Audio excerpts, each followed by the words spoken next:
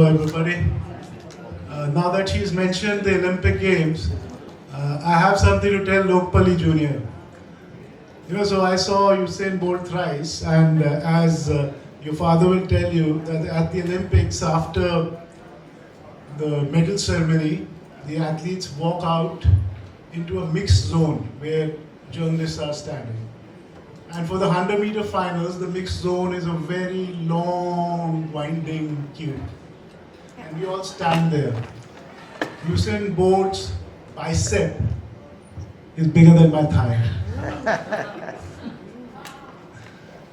So, bringing us back to what we are here to talk about, grassroots development, it's only when India as a nation can look to forge athletic bodies like Usain Bolt that the paradigm of Indian sport will change. And we will have glorious moments which are actually glorious and world-defining. It is my pleasure to be here with Vishal Uppal, a man I respect a lot because he's one of the few candid, straightforward people in the labyrinth of Indian tennis. You could always count on Vishal to say it like it is. So Vishal, tell me, why haven't you made a Grand Slam player till now? First and foremost, thank you for having me here. Last time I was here, something Sukhwant asked me, which I replied with all honesty, got me into a lot of trouble. So I hope this time we can keep that out. Well, I mean, look. You got to give context here. They don't know what you're talking about. Getting into trouble again. So, the way I look at it is, one of the problem statements we face is that everyone in India wants to live in a penthouse, but they don't want to build the 25 floors before you get to the penthouse. So while we talk about Grand Slam champions and Olympic medals and so on and so forth, we first need to make a sporting ecosystem in this country. We're not a sporting nation, we're a geeky nation. For us, we don't understand that in mathematics, you can get 100 on 100.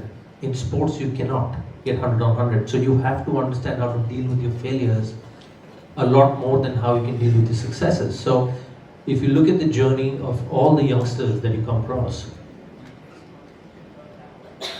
when a child loses a tennis match, the parent goes to the child, leave the game, kuch nahi hone wala.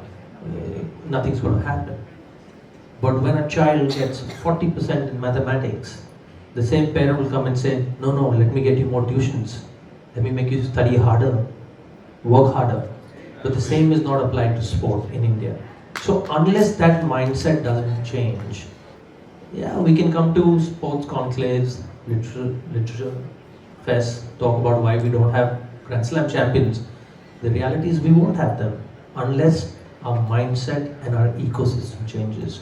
So we're hopefully on our way to changing that, but till the time we don't change that and truly start backing sports persons in our country, we're not going to make any champions. I mean, just a small example, right now we have the 10th and 12th boards going on in this country. And majority of the national level players or kids who are aspiring to become professional tennis players are not playing tennis for the last 2 months, 3 months because they're going to write 10th boards, which in my opinion are irrelevant as irrelevant can be. So till we don't change that mindset, we can just keep talking about it. So I used to be this acclaimed tennis writer, and I used to think I'm the cat's whiskers. And I really used to think that I know the sport. So now, since the last 9 years, it's been a while. For the last 9 years, I've been at the grassroots level trying to coach, trying to make players. And apart from the abysmal lack of knowledge at the grassroots, one of the biggest reasons why we do not make good tennis players are the parents. Because nobody understands the process of sport, and they expect results very quickly without understanding the struggle which it involves. So the lady here with us has written a lengthy PhD on Indian tennis players, and would you please tell us about that? What was the topic of that? Hi. Firstly, thank you for having me today. My name is Dr. Navchetan Beningpal, and my PhD is actually studying the representation of women lawn tennis players as icons through the framework of media, market and politics. So I picked up, and contrary to what it appears like, it's not a sports project, it's actually an English and cultural studies project. And therefore, taking forward what Mr. Vishal actually spoke about, we lack the culture of sport and sporting heroes and how we look at them. So that's exactly what I studied during my PhD. That's what I researched upon. Because I come from a sporting background. I was privileged that I was raised at NSNIS Patiala, which was one of the premier sporting institutes of the country. And we've actually seen icons like P.T. Usha, Shiny Wilson, Vijender Singh, the boxer, Karnam Maleshwari, amongst us, we've seen them. We've actually grown up admiring them. And yet, as somebody who's actually been on the inside, I can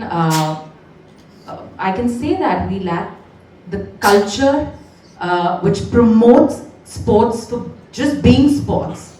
We look at what the ancillary industries around it do, but sports for the sake of sports is lacking. Because I was a tennis player myself, and I actually even won a medal for the team. Yet I was not encouraged to pursue the sport for whatever reasons that came my way. But then when I thought that, okay, I have to study something, I have to research on something, I thought, why not something which is close to my heart? Why not study something which I have consumed a lot as a consumer as well of the sport? So therefore, this is the project which I chose. It was actually between Harry Potter and women's tennis. So I thought, let me pick up women's tennis here. And I took up the case studies of many incredible sporting women lawn tennis players, from Navratilova, Sania Mirza, the Russian bloc, Williams sisters, and how their iconicity is devised at the intersection of media, market, and the politics which governs it. So these were the case studies which I studied, and it's an open study still, because of course with media evolving at such a fast rate and the demands of the market changing and the idea of politics also evolving, it's an open research which can be carried on. So that is what I did. Actually, Harry Potter and good Indian women tennis players, there's not much difference because both are fantasy fiction.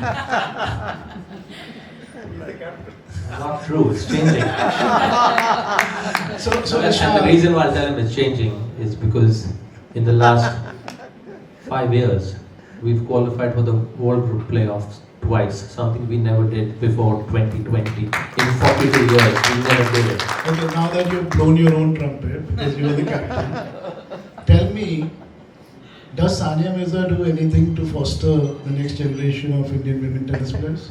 She started a project called The Next Set now, in which she's going to try and mentor the current group of women tennis players. So it's just, I think they're hosting their first camp right now as we speak. So we'll see what comes of it.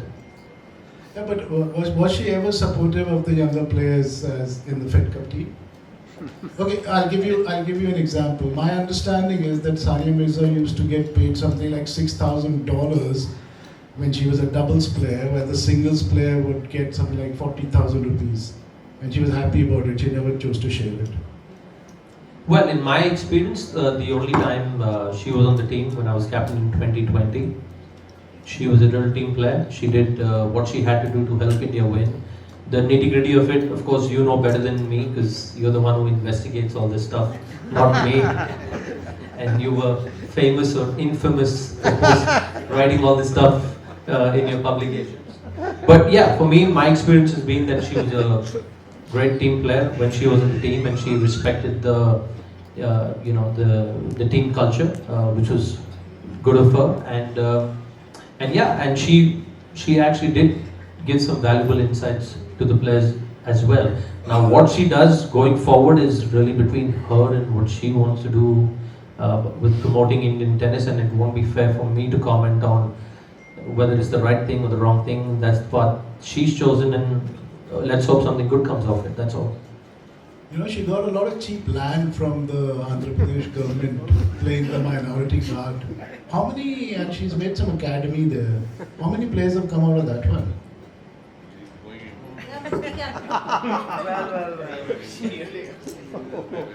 It's a question you'll have to ask her, not me. You have a number called speed dial. Yeah. She may not take your calls, that's besides the point. What's the story behind that, Vishal? Why will she not take this That's call? between her and Sugwan. I'm her favorite journalist. Okay, so you know, when you were researching this PhD of yours, what did you find out especially about? So Sania is one of the people you wrote about.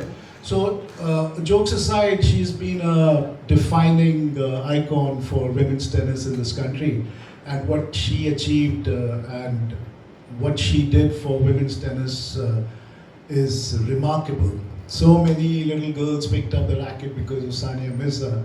So she wasn't just a player, she was a revolution, she was a movement. And you know, one can actually say these things about Sania and can take digs at her because she's such a strong personality that she'll come back all, swinging. She never took any rubbish or criticism easily, which is why it was fun to criticize her. But so when you were researching, what did you find anything interesting about her as to her journey and the amount that it took from the grassroots all the way? So, my idea to look at her iconicity was from a slightly different perspective. It was not what, it was where did Sania Mirza as an icon stood at the crossroads of certain politics, the idea of nationalism, the idea of being a national icon coming from a minority community, and then how does this entire setup sit well with the kind of socio-economic bloc that India is, and how, the defining factor for me to investigate her iconicity was based on the idea of how a nation uses icons to propagate the idea of nationalism, patriotism, and nation building. So Sania's identity and Sania's iconicity was interesting because here was a woman coming from a minority community against a secular backdrop, and if I may say so, a community which does not really encourage the body to be at display, because when we are talking about sport, the sport is essentially your body talking.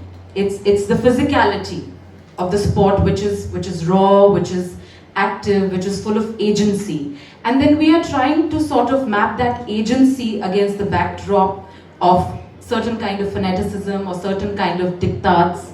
And if you remember, because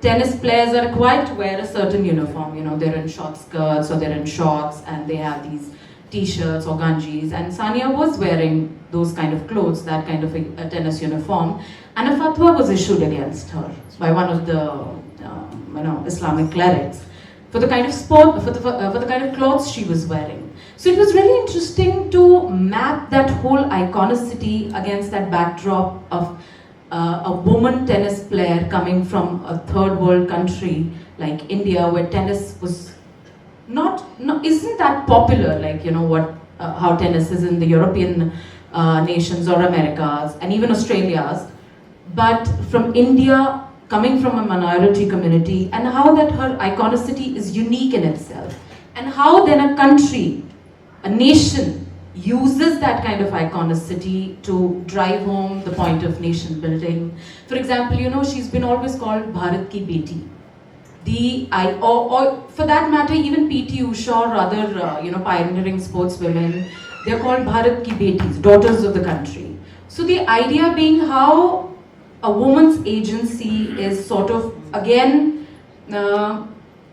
taken in terms of familial relationships in a society, and how a nation uses it to actively dictate the iconicity. So that was the whole idea, which I found very interesting, and that's why Sania Mirza was picked up. हम sports के लोग हैं, ये बड़ी बड़ी philosophy की बातें नहीं समझ आती हैं, but I appreciate your thought. No, but because the idea was just simple terms में ये था कि हम उनको कैसे देखते हैं. आप और मैं कंज्यूमर्स हैं, आप और मैं एक स्पोर्ट देखते हैं, हम टेनिस देखते हैं. तो अगर कोई लड़की इंडिया से आके टेनिस खेल रही है, तो हम और आप उसको कैसे देखते हैं. वो कैसे का जो पार्ट है, वो हमें दिखाया जा रहा है किसी तरीके से, या वो हमारी कल्चरल जो मतलब जिस कल्चरली हम जिस चीज़ में कंडीशनिंग है, जो हमारी कल्चरल कंडीशनिंग है, हम उसको यूज करते हैं उनको देखने के लिए.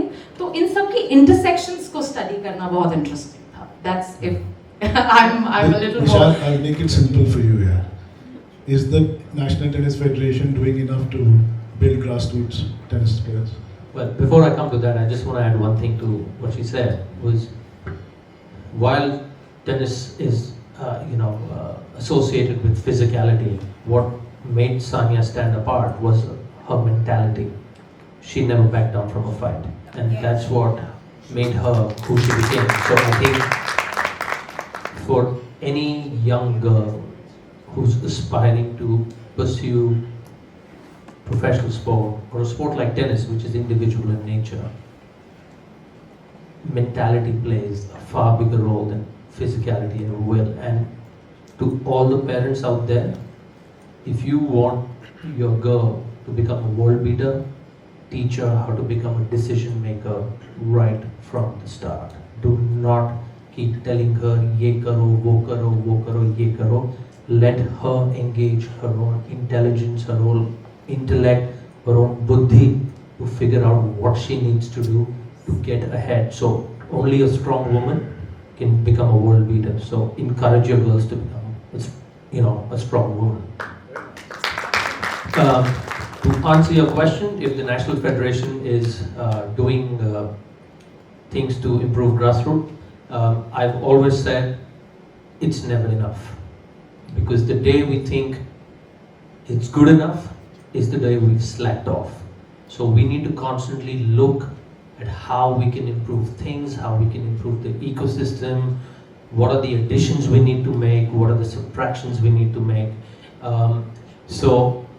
And again, the uniqueness of tennis as a sport is we don't have to go against federations. They have to become our partners and we have to be their partners. We can just work with them because it's an individual sport. No one on planet Earth can stop me or anyone to travel anywhere in the world and play a world ranking tournament. No federation can stop that. They don't control our entry system. So, there's often been this debate in Indian sport, federation kya kar rahi hai. But my reply to that always is, instead of critiquing them, let's become partners and find solutions together. Let's find solutions together. It's very easy to sit on the sidelines and just critique people. Ye nahi kar raha. But look at yourselves and say, what am I doing to further the cause of tennis in this country? And I think that's where the relationship doesn't have to be adversarial.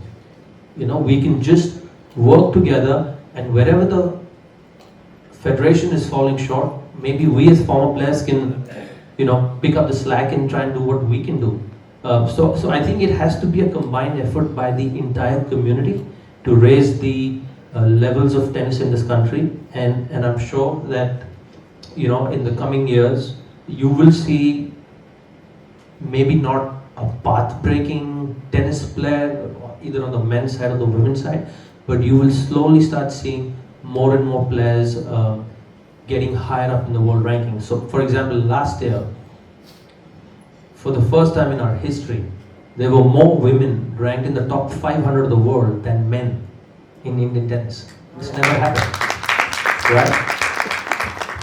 Now for the audience, and I know Sukhwant will appreciate this, being top 500 in the world is almost as difficult as climbing Mount Everest. I can tell you how tough it is.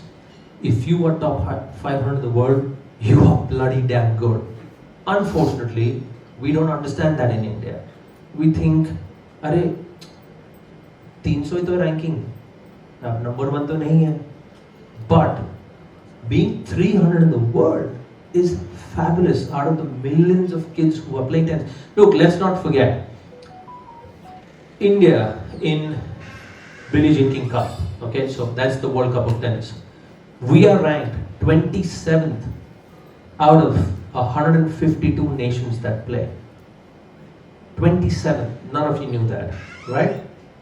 Unfortunately in this country, we keep harping about a sport where only 8 countries play, 3 of whom don't know how to play, and we keep harping about it. Not even 10% of the population of the world plays that sport. I'm not saying anything against it, but I'm saying, look, tennis is a truly global sport.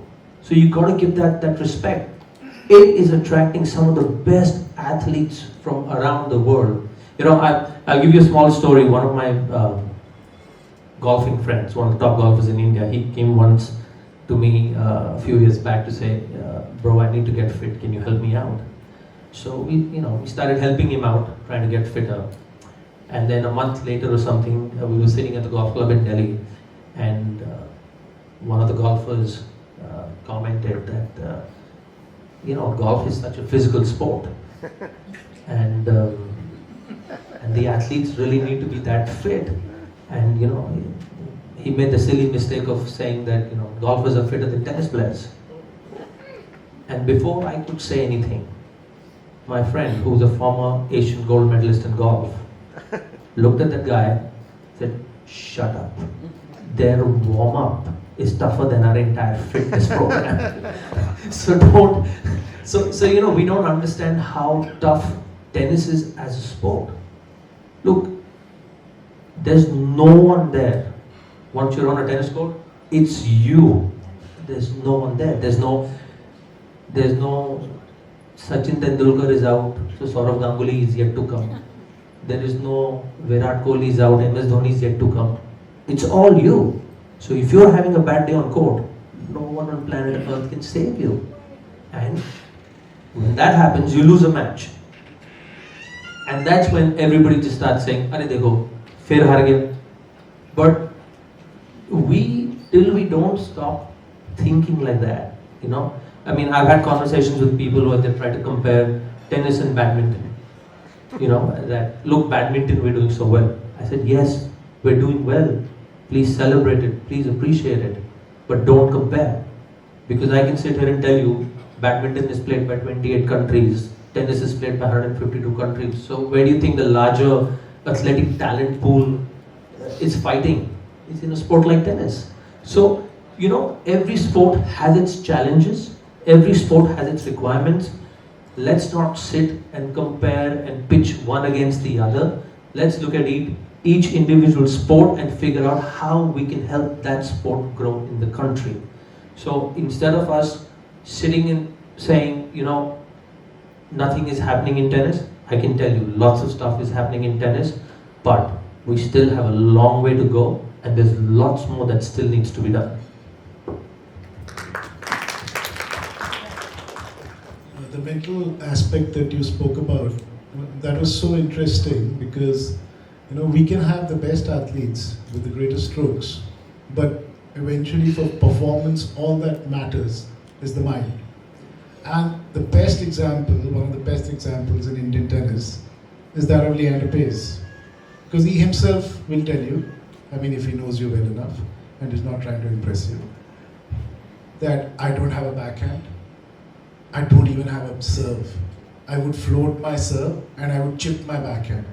But even then I won 18 Grand Slams. So that was all just the mind.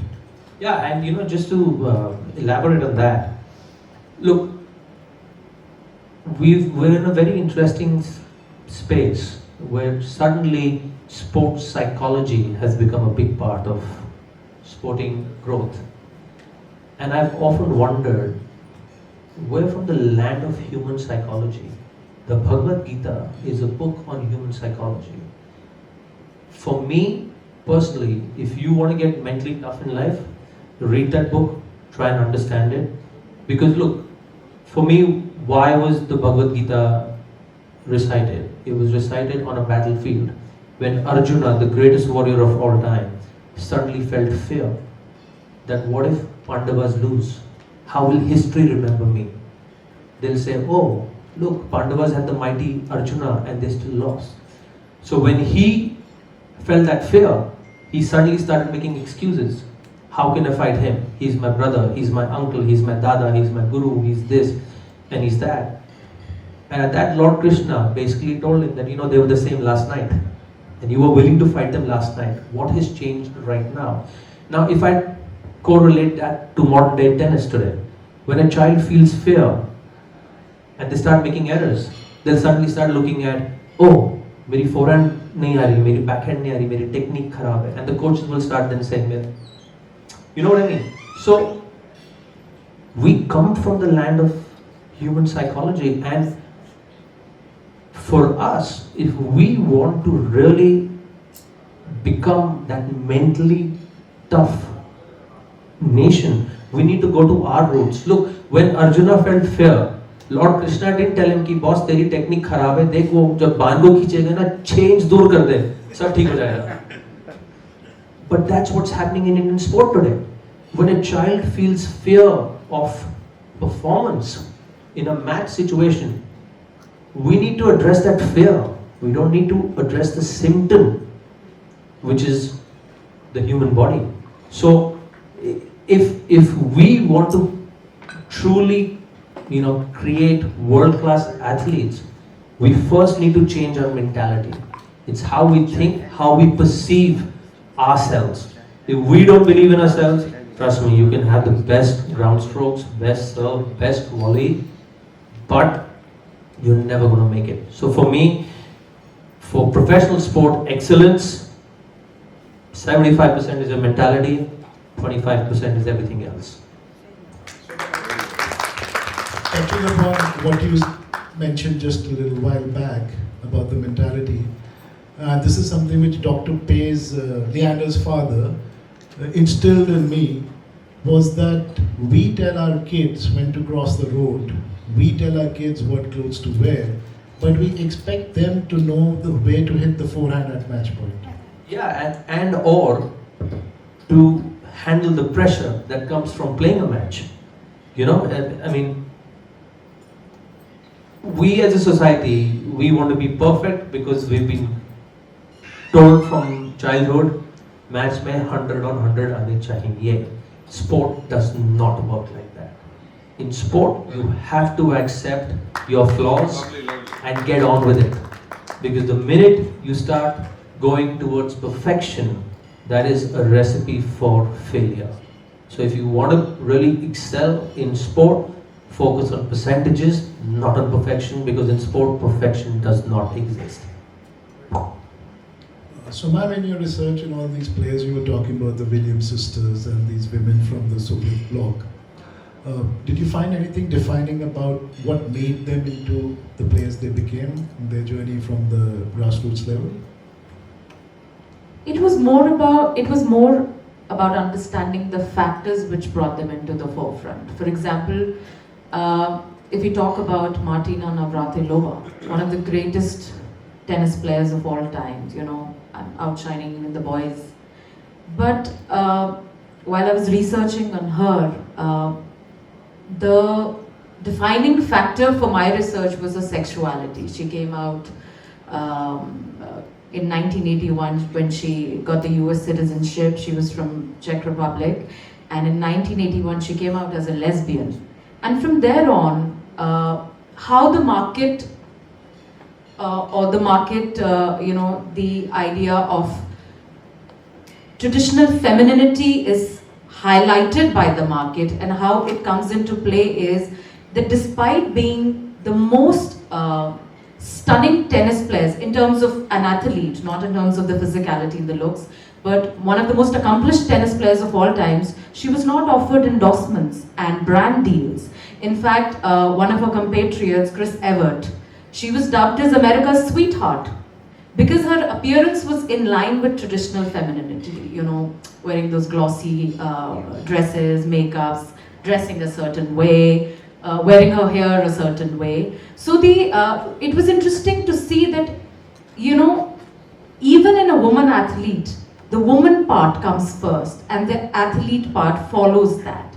So if you're talking about the media aspect of it, because more often than not, Navratilova was dubbed as too manly, as sort of robotic, not feminine enough. So how it was interesting to see that, you know, speaking of grassroots, all these, the idea of iconicity also stems from the fact that you're a woman first in woman athlete, and the athlete part follows later.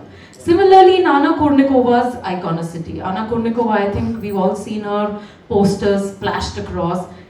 She's never won a Grand Slam, but she was one of the most recognized female tennis players of all time.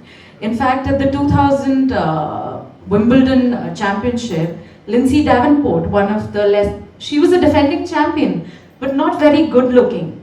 So there were almost 150 posters of Anna Kournikova splashed all over Wimbledon, and the defending champion was nowhere to be seen. So it was interesting to see how media also, and the market and the politics of it, starting from the grassroots levels, it highlights femininity. Even though sporting a sporting field is where it all comes undone. It is where you resist. It is where you break the boundaries. It is where you defy all these rules. I mean, like, even tennis, women were not allowed to, be a part of the first modern Olympics. Women fought their way through in, on tennis courts, on basketball courts, in wrestling matches. But how sport is a site for that resistance, but also is a site where these notions are built. So this is how, the idea of femininity is promoted by media, by market, and the politics of it. So you spoke about Navratilova, and I was lucky to have lunch with her once. And she said, just what you were trying to say, but she said it. I was working with some girls at that time, and I asked her specific questions on how should I tackle them. And she said, don't ever let her be feminine. Don't ever let her use her charms and say, all those little excuses that girls make and get away with because men want to be protected. Grind her. And then I said, when they have their periods, they're cramping. She said, that's when you have to be even tougher. Take her to the weight room and make her do strength training. Okay, if she can't run, but never let her get away with these excuses. You want us to shut up? Any questions? Anybody? No questions. Okay. The Okay. record. One question. Vishal. Yes, sir. Is it tougher to be a player or a coach? It's more enjoyable to be a player. Enjoyable. Well, I think being a coach is much tougher than being a player, because when you're a player, your entire focus is on you. You're the only one that matters.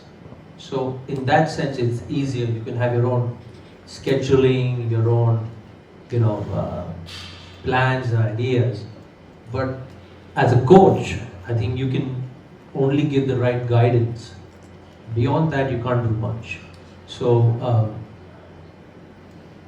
I personally feel athletes pretty much make themselves, and coaches can play a small but a very important role in that journey. So, like I said earlier, for me, there is no great coach, there is only a great athlete. And the coaches are good, who can help you in that journey. or they can mess you up. So I think one of the first principles I follow in my coaching philosophy is do no harm.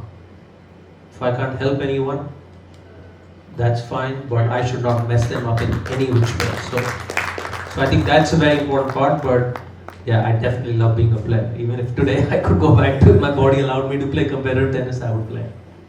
Thank you. One question, please. May I? Yeah. Okay, so for Vishal sir, which state in India has the best infra for tennis right now, and where do you see maximum players participating in tennis right now? So I think the infra across India is improving. There are certain states, that have some projects going on. Tennis as a sport is an extremely popular game in this country. People don't realize how popular this game is. The problem with tennis is it's not the best marketed sport in this country. If you go to Chandigarh or New Chandigarh, any new building you'll see, they will make 2 tennis courts because people want to play, right? So I think accessibility to tennis courts has definitely improved in this country, no doubt about that. A lot of the places, the quality of the courts is questionable, absolutely, but accessibility has improved. I think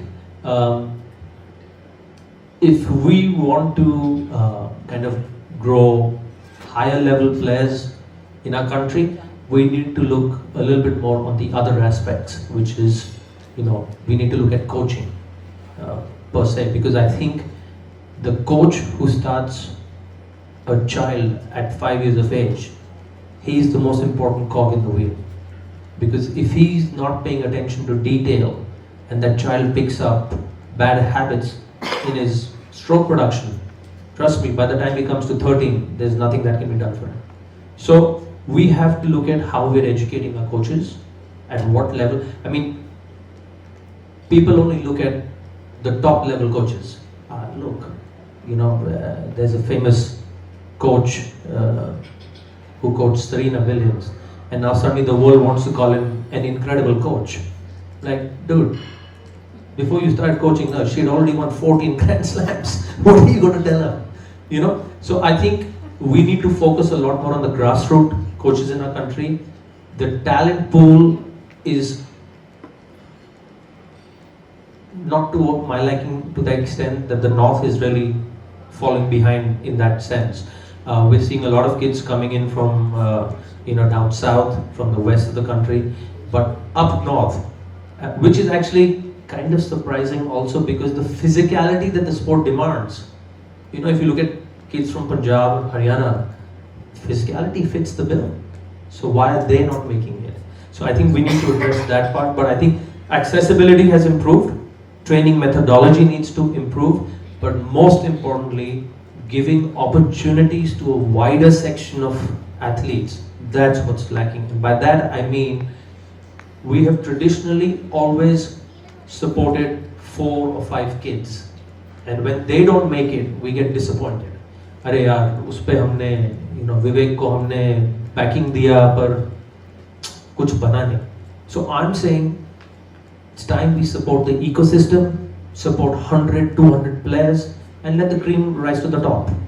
And once that happens, you're going to give people a realistic chance of actually becoming good professional players, and not just 1 or 2 players here or there. So I think backing the ecosystem is where we need to really focus a lot on. Thank you for that insightful discussion, and I really enjoyed the little segment. Oh, we have another question. We don't have time. Okay. As I was saying, I really enjoyed that little segment of Aapki Adalat that happened between Mr. Sukhwant and Mr. Vishal, and you answered really well. So, I think moderators for today's sessions are coming with a bit of wit and sass, I believe. Vivek sir also and Mr. Sukhwant also. And Dr. Benipal, I would really appreciate that you really went into the nitty-gritties and details of women in sport. Excellent. Please have a huge round of applause for our speakers. I think you should change the word from moderators to Narad Munis. Honestly. This was more like a roast. It's the Joe Rogan of moderation. Alright, so to felicitate our esteemed speakers, may I request Ms. Ritu Nag and Mr. Pangir, IPS, to kindly come forward and join us on stage.